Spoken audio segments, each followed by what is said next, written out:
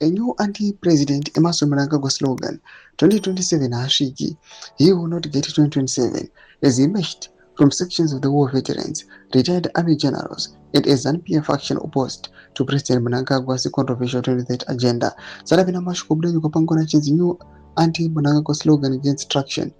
Subscribe or like it on the bell icon. The slogan says at a time when Mnangagwa is facing mounting resistance from within his own ranks, with signs of a military-backed backlash intensifying a fierce power struggle at the heart of Zimbabwe's ruling elite. The developments are exposing widening fractures within ZANU-PF. The party, through Justice Minister Ziyambi, has already initiated public hearings aimed at building support for extending Mnangagwa's rule. However, these hearings have reportedly been made by violence, with pro-government supporters allegedly targeting citizens opposed to the 2030 agenda. At the center of the turmoil is Vice President Constantine Chiwenga, who is said to have clashed directly with the Mnangagwa loyalists during a tense Politburo meeting.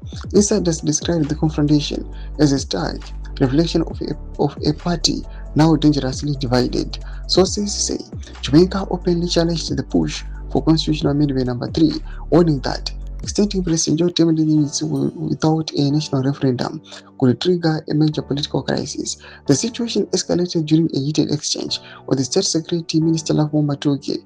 Chiwenga reportedly insisted that any attempt to extend presidential term must be subjected to a referendum, placing him at odds with the party preferred strategy.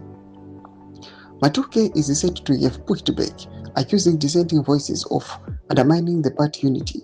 The confrontation quickly drew in Defense Minister Opamchunguri and ZANU-PF Komisa Machacha, who reportedly sided with Matuke, turning the meeting into a full-scale factional showdown.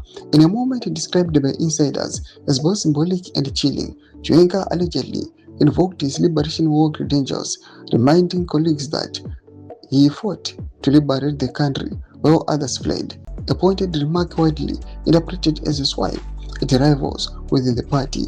Beyond the Politburo, dissent is also emerging from Liberation War structures.